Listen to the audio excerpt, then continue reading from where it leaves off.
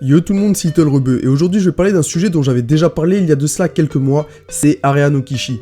Si tu me suis depuis mes toutes premières vidéos, tu as dû voir que ma deuxième vidéo était de base celle sur Area no Kishi et non celle sur Gangsta, sauf que pour des histoires de droits d'auteur au niveau des sons que j'ai utilisés, elle s'était faite supprimer.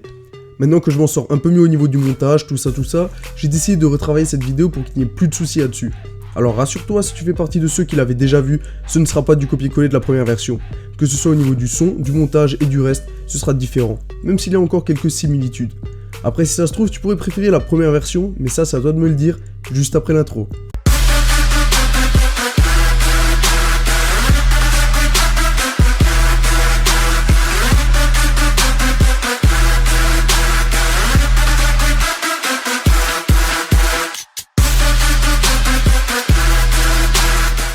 Aujourd'hui je vais te parler de foot, je vais te parler d'anime, je vais te parler d'Area no Kishi, un manga écrit par Hiroaki Igano et produit en 37 épisodes par les mêmes studios qui sont derrière Doraemon.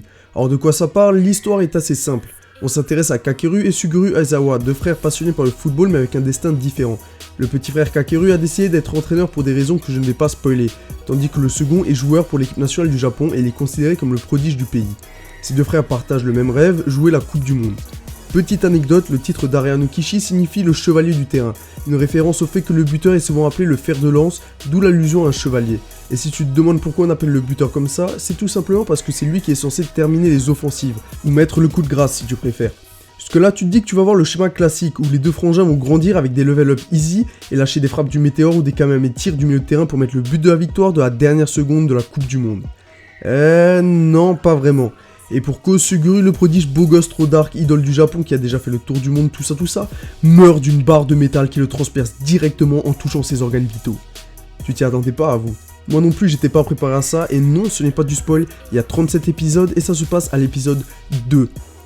Pris dans l'accident, le frère cadet voit son cœur touché par une des barres de fer et survit grâce à une greffe du cœur, celui de Suguru. Avec la mort de son frère, l'histoire prend une nouvelle tournure et c'est là que ça devient captivant. Comment Kakeru va se remettre de la mort de son frère qui est un véritable modèle pour lui. Pourquoi veut-il être coach alors qu'il a le talent pour être joueur? Va-t-il encore plus subir la comparaison avec son frère puisqu'il n'est plus de ce monde? Pourra-t-il le surpasser ou restera-t-il bloqué par l'accident? Pourquoi est-ce que Gohan est incapable de tenir en Super Saiyan avec le survêt de l'Algérie? Beaucoup de questions mais aussi beaucoup de réponses qui découleront au fil des épisodes. Autre bon point, l'arrivée d'un personnage, Seven, ami d'enfance de Kakeru qui se retrouve comme par hasard, comme si on n'avait pas l'habitude, dans la même classe que lui après avoir passé plusieurs années à l'étranger.